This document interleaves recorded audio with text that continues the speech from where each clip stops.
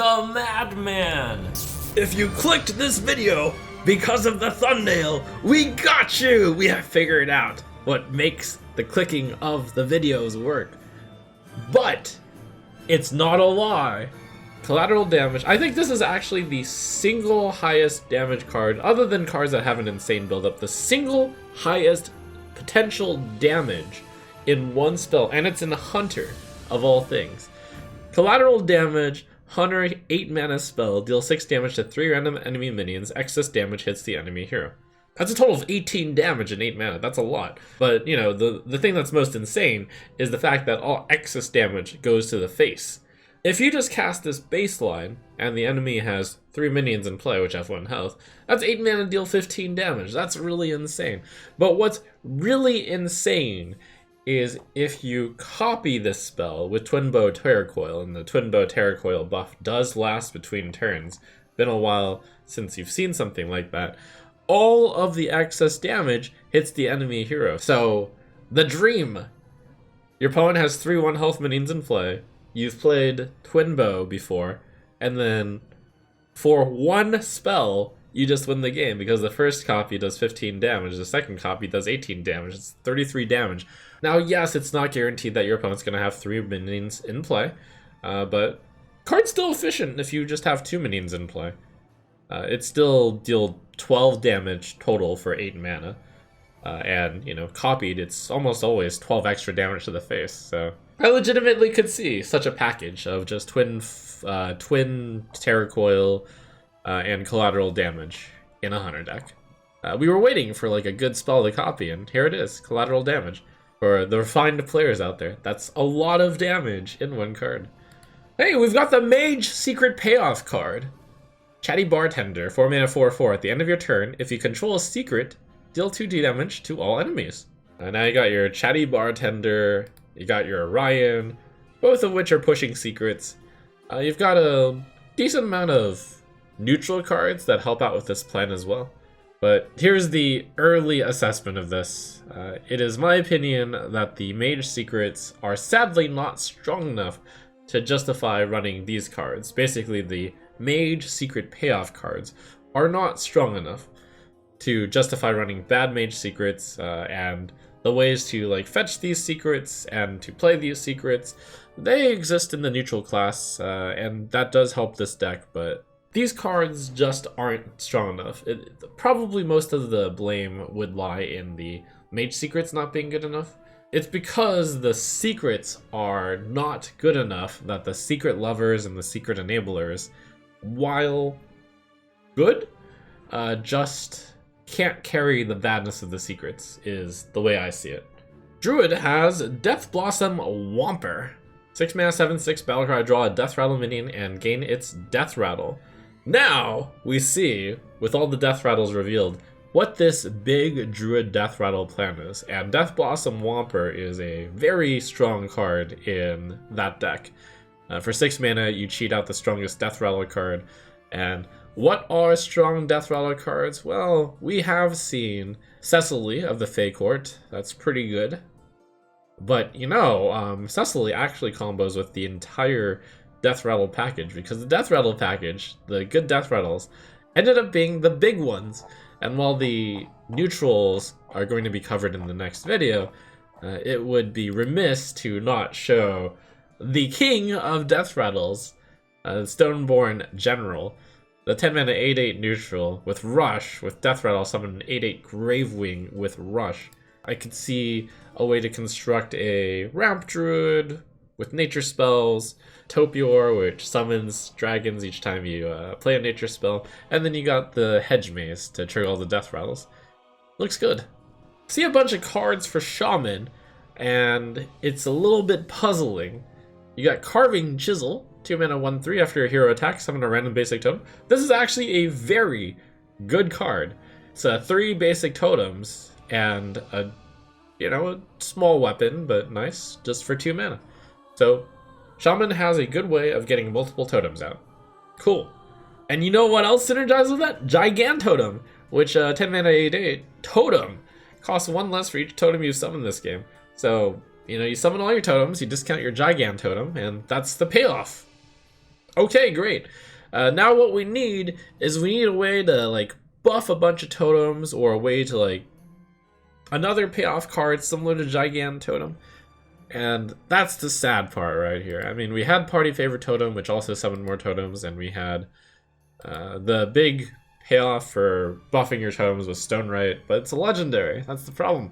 What if you don't draw the Stone Right? That is a problem. So this totem deck, it seems to lack totem lovers.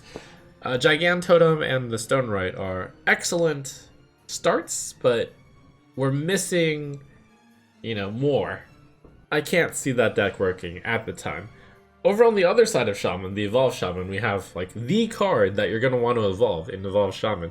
Crud Caretaker. 4 mana 1/1, summon a 3/5 elemental with time. And you gotta see this elemental. It's awesome. Untreated Filth. That's right, they went there. It's Poop Elemental. That's awesome. This is like the ideal card to evolve. It's 4 mana 1/1. You got your value through the Battle Cry. So if you can evolve this into a 5 mana card, you're getting like +4/+4 stats on that thing, assuming like the 5 mana card you get is a 5/5. So obviously use that with Muck Pools or any of the other evolved tools. Seems like this is a deck that is being pushed on the Shaman. We'll see if those cards were all strong enough to put together into a deck. And then Criminal Lineup, 8 mana, choose a friendly minion, summon 3 copies of it, overload 2. This is a very high mana cost card, so if you wanted to combo it with something, the other something can only cost 1 or 2 mana. Otherwise, you have to go with the questionable strategy of summon a big minion, and then have it survive a turn, and then play Criminal Lineup. That's pretty hard. So how can you summon a big eye and then Criminal Lineup? Well, Gigantotem is a big guy and could cost 0, 1, or 2 mana. But I don't know about spending your turn 8 or turn 9 or turn 10 to summon 4 8/8s. That particular Criminal Lineup thing is anything Shaman can do, Druid can do better. Okay, Priest cards. I'm really, really, really, really, really, really excited about this stuff. I'm a playful person at heart, but I also really like giving the opponent despair. And this is the package I needed to give the opponent total despair. It's not necessarily about winning. It's about making your opponent fall into despair. That's why I like the attrition control deck so much. You're going to win. Your opponent knows you're going to win, but you're going to make it painful and you're going to make it slow. So you've got the Mysterious Visitor. 2 mana 2/3. Battle Cry, reduce the cost of cards copied from your opponent by 2. What better way to make your opponent despair than to take their cards and then have their cards cost 2 less so you can beat them with their own cards? That's a really good enabler. And identity theft. So now you're them, but your cards cost 2 less after you stole them from them. So this card is 3 mana to draw 2 from the opponent's deck, and even better than draw 2, you basically get to choose the cards. So after those cards get discounted by 2 apiece due to Mysterious Visitor, you get to play the Harvester of Envy, and then play the cards you stole from the opponent in order to steal the card from the opponent's hand. It's in the hand, you know it, because you just took it from them. And even better, if they played the card from their hand onto the field, you get to mind control that minion, and then it's yours now. And you get it from the deck as well. So yeah, that's a deck. I'm going to be playing that deck. I'm that guy. In case you wanted some control tools to make sure you actually survive to do all that, the Light It Burns is a really good 1 mana spell that basically kills an enemy minion. That's like the best 1 mana spell I've seen forever. In terms of controlling minions. Holy cow. Sure, some minions have more health and attack, but a good amount have about the same. Dealing like upwards of 3 to 6 to 7 damage, and it scales like the later in the game you go. Now sure, you have those 3 grief cards, but you also have a solid card, just as a nice backbone for your priest decks. And this is like a card that seems like it's going to be good in all priest decks. Partner in Crime, 4 mana 2/5, Battle Cry, summon a copy of this minion at the end of your turn. That's some good stats for the cost. This might be one of the first cards that is just so good on baseline stats that you run it in every priest deck. It's 4 mana 2/10. If you played Cathedral of Atonement on turn 3, then on turn 4 you can play Partner in Crime and buff it with Cathedral of Atonement, and then you summon 2 4/6s and you draw a card. Not bad. I would even venture to say quite good. Partner in Crime plus Bless. 2 4 mana 7/7s! Warrior had a lot of cards revealed, and I gotta say, I don't know what to think of it. Suspicious Pirate, 3 mana 3/4 Pirate. Battlecry, discover a weapon. If your opponent guesses your choice, they get a copy. Seems decent. It's a 3 mana 3/4 that gets you always a card, and sometimes gets your opponent like a card, 1 in 3. So if you subtract it out, it's like a Battlecry draw 0.66 of a card. You don't have to necessarily fear Pirate Warriors running this pirate, because their payoff is to have infinite weapons. So discovering the weapon is not necessarily that good. They don't usually have the time to play the weapon. They just want to keep playing pirates. So though this card is good value, I'm not entirely sure Pirate Warrior is going to want this. But I do think that a lot of other like mid-range or value warrior decks would want it if such a deck existed. And it seems like such a deck might be trying to exist. We have a lot of damaged minion synergies, but it really is in ways that I can't figure out how to get the value from. Now you have Imbued Axe, a 3 mana 2/3. After your hero attacks, give your damaged minions +1/+1, and if 3 of your minions died while the Imbued Axe was in your hand, infuse, +2/+2 instead. So that's a lot of stats for the cost, but it is difficult to have damaged minions in play. It's also difficult for Warrior to have that many things die. Anima Extractor, 2 mana 1/4. Whenever a friendly minion takes damage, give a random minion in your hand +1/+1. So that's a pretty good stats for the cost. Large amount of health for a card that will continuously give you benefits whenever you make your minions take damage. So that seems like it's good support for this archetype. You've got Crazed Wretch. 2 mana 1/4 has +2 attack and charge while damaged. So this card kind of emphasizes that this self-damage deck, and this has a lot to do with the Frenzy mechanic as well. Frenzy and self-damage have a lot in common with each other. And yeah, you'll probably see both of the mechanics in the same deck if such a deck were to exist. It would seem like it would be some sort of minion-based tempo or mid-range deck. Crazed Wretch is a tempo-y aggro card. Has +2 attack and charge while damaged, so basically a 2 mana 3/3 with charge as long as you give this 1 damage. Been a while since we've seen an aggressive warrior, so we're gonna have to see if there's other tools to support that. You got Riot. 2 mana, your minions can't be reduced below 1 health this turn. They each attack a random enemy minion. It's an interesting card, which is supporting a tempo-y mid-rangey deck that's going to be aggressive and hitting the face, and then using Riot to clear the opponent's minions while keeping yours alive, although at low 1 health. But it also enabled your guys to, you know, take damage, and then like you can play Imbued Axe and then, you know, give them all +1/+1 or something. There's something to be had here, and then after the Riot, if that's what caused your Crazed Wretch to take damage, you can charge for 3 damage with the Crazed Wretch. It's all very interesting, but because there's been no tempo warrior, the closest one has been hand buff warrior before, and this is probably also a card, a deck archetype which mixes well. You want aggressive minions, tempo minions. You want to play your conditioning on them.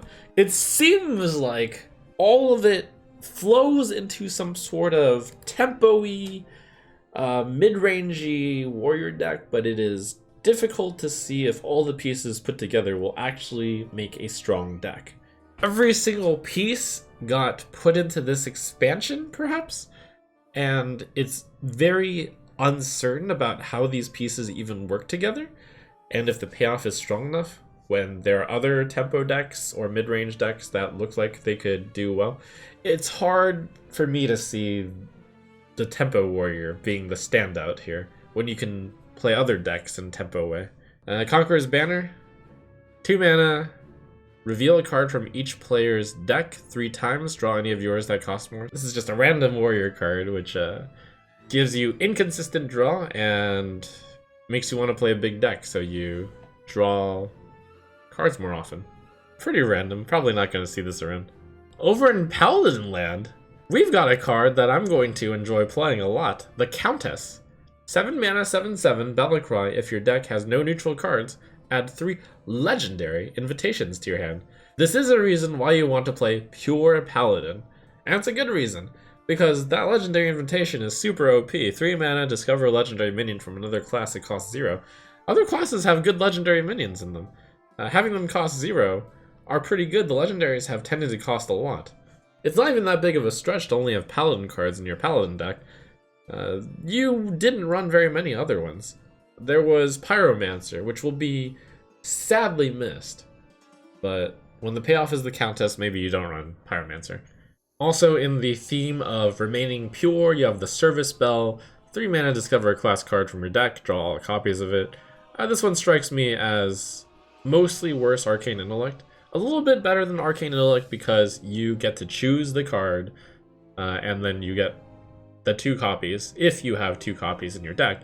But the problem is, if you discover a legendary, you're only getting that 1 copy. If you discover a card that you've already drawn 1 copy of, you're only getting 1 card. And 3 mana draw 1 card is very bad. Also, you tend to not want to draw the same card, because you want multiple answers and multiple threats. The same one is generally not that good. You've got Divine Toll, 7 mana, shoot 5 rays at random minions. They give friendly minions +2/+2 and deal 2 damage to enemy minions. It's an interesting, flexible card. It could deal 10 damage to enemy minions. It could give your minion +10/+10, or it could do anywhere in the middle. But the main problem is, no matter how you split it, 7 mana doesn't appear to be good for that result. Over in Demon Hunter Land, 0 mana spell, very dangerous. Give your hero +3 attack this turn. Oh, spooky. Choose a card in your hand to shuffle into your deck. This reminds me a lot of Soulfire. Old Soulfire, way back in the day, cost 0 and dealt 4. It got nerfed to 1 mana, deal 4, because 0 was too powerful. Well, here we go. It's 0 mana to deal 3. And you have the same downside as Soulfire. Choose a card in your hand to shuffle into your deck, but you get to choose instead of randomly discarding with Soulfire. And with Soulfire, you very often had the problem way back in Classic, where your Soulfire would discard your other Soulfire and then you would miss lethal. Dispose of Evidence will be able to dispose of a card that is not Dispose of Evidence, so you can dispose to finish off your opponent for 6 damage. This card could really push a very, very aggressive Demon Hunter. I'm scared. Demon Hunter also gets Sinful Brand, 1 mana, branded enemy minion. Whenever it takes damage, deal 2 damage to the enemy hero. The idea of this card is to play it on a high health enemy minion, and then probably play it in a token Demon Hunter deck, the ones that summon a bunch of 1/1s with Rush. Then, whenever you're killing that minion, let's suppose it has 5 health. This could be 1 mana deal 10. It's really specific, and it requires it putting into a deck that is a little bit offbeat, but I can see how it could be very powerful in the right situation, in the right deck. It's so specific, which makes me doubt that it'll be played, but I like just vocalizing how much damage you're doing off of 1 mana. Like 10 damage if you just put it on a 5 health minion. It seems like a lot. And we round out the class cards with Suffocating Shadows from Warlock. 3 mana, Shadow spell. When you play or discard this, destroy a random enemy minion. So it's Deadly Shot for Warlock. There's not very much discard in Warlock right now. Very little of it's being run. Suffocating Shadows doesn't really provide a good reason to run it. So I feel like this is more of a setup card for the future. Clearly going to be a really good card if you manage to discard it, but it's not enough discard payoffs to create a deck where you're going to want to like actively discard Suffocating Shadows yet, I think.